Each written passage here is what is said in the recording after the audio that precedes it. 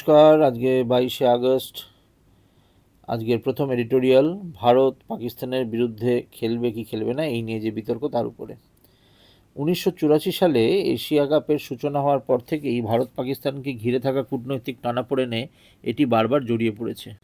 আগামী 9ই সেপ্টেম্বর সংযুক্ত আরব আমিরশাহিতে শুরু হতে চলা টুর্নামেন্টও এর ব্যতিক্রম নয়।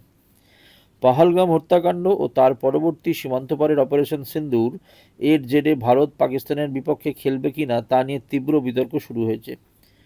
দ্বিপাক্ষিক ম্যাচ না খেলে কিন্তু টুর্নামেন্টে খেলার অনুমতি দেওয়া, এই সিদ্ধান্তের কোনো যুক্তি নেই। ভারতীয় ক্রিকেট কন্ট্রোল বোর্ড রাজনৈতিক দ্বন্দ্ব সামলাচ্ছে। এর মধ্যেই মঙ্গলবার বৃষ্টিবিধ্বস্ত মুম্বইতে ভারতীয় দল ঘোষণা করা হয়। সূর্যকুমার যাদবের নেতৃত্বে ঘোষিত দলের চমক বাড়ে যখন টেস্ট অধিনায়ক শুভমান গিলকে সহ অধিনায়ক করা হয়। সূর্যকুমারের অধীনে এর আগেও তিনি এই ভূমিকায় ছিলেন একবার, কিন্তু পরে বাদ পড়েন।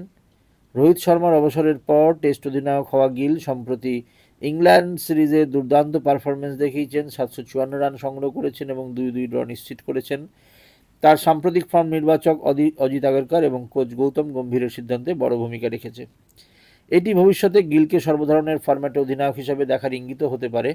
আপাতত তিনি টেস্ট, সূর্যকুমার টি-20তে এবং রোহিত ওয়ানডেতে নেতৃত্ব দিচ্ছেন। টেস্ট অধিনায়ককে সাধারণত সব ফরম্যাটের মধ্যে প্রথম সারির নেতা হিসেবে ধরা হয়, ফলে টি-20তে আরেক তারকার সহকারী হিসাবে থাকা খানিকটা অস্বস্তিকর তো বটে। তবে ভারতীয় ক্রিকেটের নেতৃত্বে এমন অদলবদল বহুবার ঘটেছে। একসময় বিরাট কোহলি টেস্ট, ওয়ানডে ও টি-20 সব ফরম্যাটে অধিনায়ক ছিলেন। পরে ধাপে ধাপে রোহিতকে সীমিত ওভারের ক্রিকেটের দায়িত্ব দেওয়া হয়, পরবর্তীতে টেস্টে উন্নীত করা হয়। এর আগে মোহাম্মদ আজহারউদ্দিন হোক বা এম.এস. ধোনি, তাদেরও নিজেদের আমলে প্রাক্তন ক্রিকেটারদের সামলাতে হয়েছে। দলের বাকিদের মধ্যে ঋষভ পন্থ চোটের কারণে ছিটকে গিয়েছেন, তাই সঞ্জু স্যামসন আবারও নিজেকে প্রমাণ করার সুযোগ পেতে পারেন ব্যাট এবং উইকেট কিপিং দু ক্ষেত্রেই। কিন্তু তাকে বাদ দিয়ে যত দ্রুত সম্ভব জিতেশ শর্মাকে সুযোগ দেওয়া হবে কি না সেটিও দেখার বিষয়। একই সঙ্গে দলে ফিরে আসা জসপ্রীত বুমরা ভারতীয় দলের শক্তি বাড়িয়েছে। তিনি সূর্যকুমার, গিল ও হার্দিক পান্ডিয়া মিলে দলের মূল ভরসা। শিরোপাধারী ভারত আবারও এশিয়ার আধিপত্য বিস্তারের সুযোগ পাচ্ছে, যদিও পাকিস্তানের বিপক্ষে ম্যাচ শ্রেয়স আয়ারকে বাদ দেওয়া টেলিভিশনের আলোচনায় প্রাধান্য পাবে। পরবর্তী এডিটোরিয়াল। কেন্দ্র সংসদ অধিবেশনের শেষ দিকে তড়িঘড়ি করে 3টি বিল উপস্থাপন করেছে, যার মধ্যে একটি সংবিধান সংশোধনী বিল।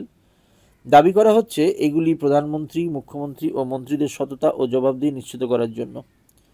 প্রস্তাব অনুযায়ী যদি এদের কেউ এমন কোনো অপরাধে আইন প্রয়োগকারী সংস্থার দ্বারা গ্রেপ্তার হন যাদের জন্য 5 বছর বা তার বেশি সময়ের কারাদণ্ড শাস্তি নির্ধারিত, তবে তারা পদ হারাবেন।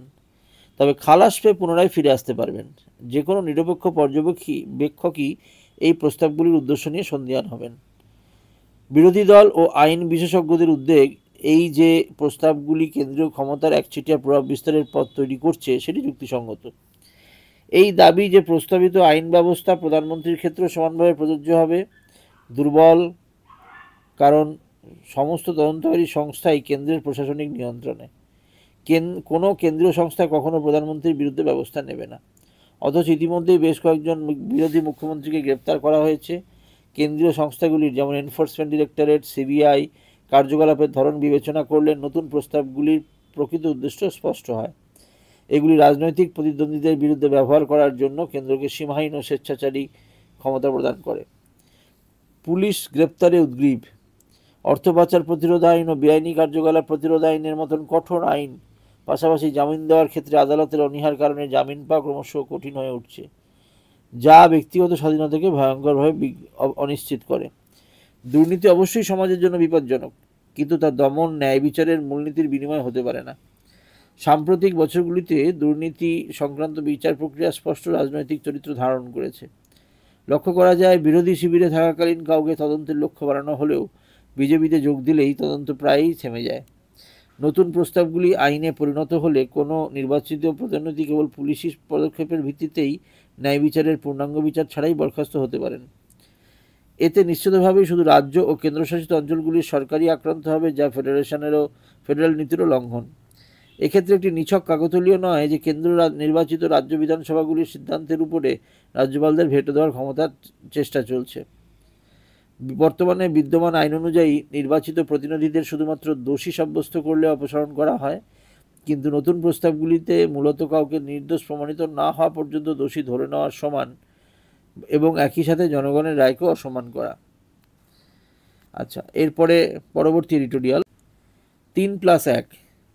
ভারত, রাশিয়া, চীন কূটনীতিতে সাম্প্রতিক ওঠাপড়া এবং আসন্ন বৈঠকগুলিতে যুক্তি দিয়ে বলা যেতে পারে, নয়াদিল্লির মার্কিন প্রেসিডেন্ট ডোনাল্ড ট্রাম্পের সঙ্গে সাম্প্রতিক অস্বস্তির প্রেক্ষাপটে এগুলোকে দেখা উচিত। ভারতীয় পররাষ্ট্রনীতির জন্য এটি ছিল বিশেষভাবে সক্রিয় একটি সপ্তাহ।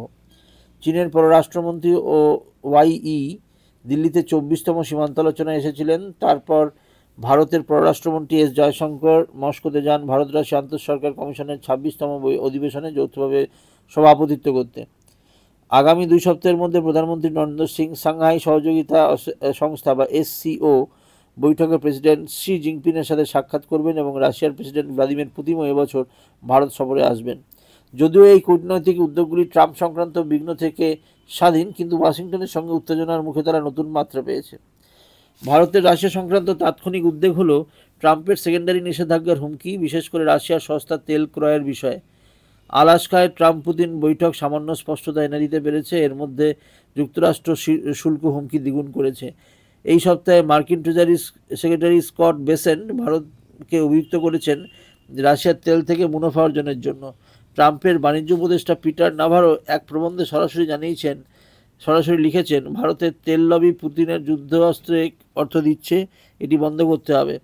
ভারত কেবল আশা করতে পারে যে যুক্তরাষ্ট্র রাশিয়া ইউক্রেন নিয়ে চুক্তিতে পৌঁছবে এবং ট্রাম্প অতিরিক্ত 25% শুল্কের হুমকি প্রত্যাহার করবেন। ভবিষ্যতে যেদিকেই এই বিষয়টি গড়াক না কেন, বড় শিক্ষা হলো নয়াদিল্লিকে অবশ্যই মহাশক্তিদের সঙ্গে স্বাধীন সম্পর্ক বজায় রাখতে হবে এবং বিদেশ নীতি কেবল ঐক্য দ্বারা নয়, দীর্ঘ প্রতীক্ষিত অর্থনৈতিক সংস্কার দ্বারা শক্তিশালী করতে হবে। চীনের সঙ্গে ভারতের সম্পর্ক গত বছর নিরস্ত্রীকরণ প্রক্রিয়া শেষ হওয়ার পর থেকে দ্রুতগতিতে চলছে। ওয়াংয়ের দিল্লি সফরে উভয় দেশ সরাসরি ফ্লাইট ও সীমান্ত বাণিজ্য পুনরায় শুরু করতে এবং সীমান্ত ব্যবস্থাপনায় নতুন প্রক্রিয়া গড়ে তুলতে সম্মত হয়েছে। উল্লেখযোগ্যভাবে বেইজিংয়ের সরকারি বিবৃতিতে ভারত ও চীনকে প্রধান শক্তি হিসেবে তাদের দায়িত্ব প্রদর্শন করার আহ্বান জানানো হয়েছে। তবে এটি ভাবা সরলতা হবে যে চীন কেবল শূন্য যোগ প্রতিযোগিতার দৃষ্টিকোণ থেকে ভারতকে দেখবে না। সীমান্ত বিরোধ এখন অনিষ্পন্ন রয়েছে এবং যদিও নিরস্ত্রীকরণ হয়েছে, তবুও টানাপোড়েন কমানোর প্রক্রিয়া এখনও শুরু হয়নি, যেটি জয়শঙ্কর ওয়াংয়ের বৈঠকের, যিনি এর আগে ইসলামাবাদ সফরে গিয়েছিলেন, পুনরায় উল্লেখ করেছেন। মনে হচ্ছে বেইজিং সীমান্ত চাপ বজায় রাখাকে কৌশলভাবে প্রয়োজনীয়তা মনে করছে। এদিকে চীনের প্রতিরক্ষা সক্ষমতা বিশাল আকার ধারণ করেছে, আর ভারত এখন যুক্তরাষ্ট্রের সঙ্গে $100 বিলিয়নেরও বেশি বাণিজ্য ঘাটতিতে ভুগছে, যা ভারতের বৃহত্তম রপ্তানির বাজার। এর ফলে ভারতের জন্য আরও বেশি জরুরি হয়ে পড়েছে দেশীয় অর্থনৈতিক সংস্কার জোরদার করা, প্রযুক্তিগত সক্ষমতা বাড়ানো, প্রতিরক্ষা খাত আধুনিকীকরণ করা, যেমন বুধবার সফলভাবে অগ্নি 5 ক্ষেপণাস্ত্র পরীক্ষা এবং এশীয় অংশীদারদের সাথে নিরাপত্তা সহযোগিতা বাড়ানো। কেবল চীনের সঙ্গে ব্যবধান কমিয়ে নয়াদিল্লির বেইজিংয়ের বিরুদ্ধে যথেষ্ট কূটনৈতিক প্রভাব তৈরি করতে পারবে। শেষ এডিটোরিয়াল আজকের শেষ এডিটোরিয়াল এআই এবং সিনেমা। 2013 সালের হিন্দি চলচ্চিত্র রাঞ্জনার তামিল ডাব সংস্করণ অম্বিকাপাথি নতুন এআই নির্মিত সমাপ্তি সহ পুনঃপ্রকাশিত হওয়ার 1 মাস পরেই নতুন একটি চলচ্চিত্র চিরঞ্জীবী হনুমান দ্য ইটার্নাল এআই ব্যবহার করে নির্মিত ঘোষণার খবর শিল্প জগতে নতুন করে উদ্বেগ তৈরি করেছে। ভারতের অন্যতম বৃহত্তম সৃজনশীল শিল্পের ভবিষ্যতের জন্য এই প্রযুক্তি কী অর্থ বহন করতে পারে তা নিয়ে বিতর্ক আরও গভীর হয়েছে। যদিও দুটি ছবিতে এআই ব্যবহার করার মাত্রা ভিন্ন, অম্বিকাপাথিতে একটিমাত্র দৃশ্য এবং চিরঞ্জীবী হনুমানের পুরো ছবিটাই তৈরি, তবুও উভয় ক্ষেত্রেই সৃজনশীল মালিকানা, অর্থ ও ক্ষমতা নিয়ে অস্বস্তিকর প্রশ্ন উত্থাপিত হয়েছে।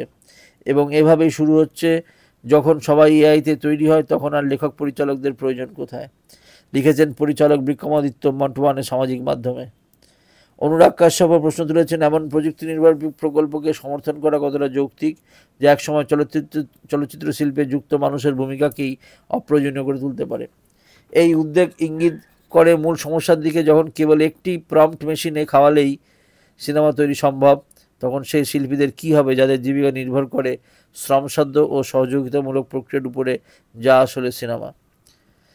তবে কাশ্যপ নিজেই বলেছেন, প্রযুক্তিকে অস্বীকার করা যায় না। ওপেন এআইয়ের চ্যাটজিপিটি চালুর প্রায় 3 বছর পরে বিস্ময় ও ভয়ের মধ্যে দোলায়িত প্রক্রিয়াগুলি ধীরে ধীরে স্বীকৃতিতে পরিণত হয়েছে। লেখক, শিল্পী সহ সৃজনশীল মানুষদের কাছে এটিও ঘর ও কর্মক্ষেত্র উভয়ের জায়গাতেই দৈনন্দিন জীবনের অংশ উঠেছে। তবুও শঙ্কা রয়েছে, বিশেষত নৈতিক ব্যবহারের ক্ষেত্রে। যেমন অম্বিকা পাতির ক্ষেত্রে প্রযোজকদের বিরুদ্ধে ওঠে তারা এআই ব্যবহার করে মূল ছবির সৃজনশীল দৃষ্টিভঙ্গিকে দুর্বল করেছেন। মূল প্রশ্ন হলো, কোন পর্যায়ে এআই একটি হাতিয়ার থেকে প্রতিযোগিতায় পরিণত হয়? যেমন 2024 সালে চলচ্চিত্র দ্য ব্রুটালিস্টে, যেখানে এআই কিছু চরিত্রকে উন্নত করতে ব্যবহৃত হয়েছিল, বা চিরঞ্জীবী হনুমান ও অন্যান্য এআই চলচ্চিত্র মহারাজা ইন ডেনিমস, নাইসা এর মতো ক্ষেত্র, যেখানে এআইকে প্রতিদ্বন্দ্বী হিসেবে দেখা হচ্ছে। এই প্রশ্ন শুধু ভারতীয় চলচ্চিত্রের শিল্পেই নয়, বিদেশেও জ্বলন্ত ইস্যু। হলিউডে 2023 সালে প্রায় 1 বছরের দীর্ঘ লেখক ও অভিনেতাদের ধর্মঘটের সময় এআই ছিল প্রধান বিতর্কের কেন্দ্র। সেখানে শিল্পের অংশীদারদের আলোচনার মাধ্যমে গাইডলাইন তৈরি করা হয় কীভাবে এআই ব্যবহার করা যেতে পারে শিল্পীদের বিরুদ্ধে না গিয়ে। ভারতীয় সিনেমার ক্ষেত্রে ভবিষ্যৎ এআইকে ঘিরে উত্তেজনা ও আশঙ্কার মধ্যে দোদুল্যমান, তাই এই আলোচনা এখনই শুরু হওয়া প্রয়োজন। আজকের এডিটোরিয়াল অ্যানালিসিস এই পর্যন্তই। আবার দেখা হবে আগামীকালকে। ধন্যবাদ।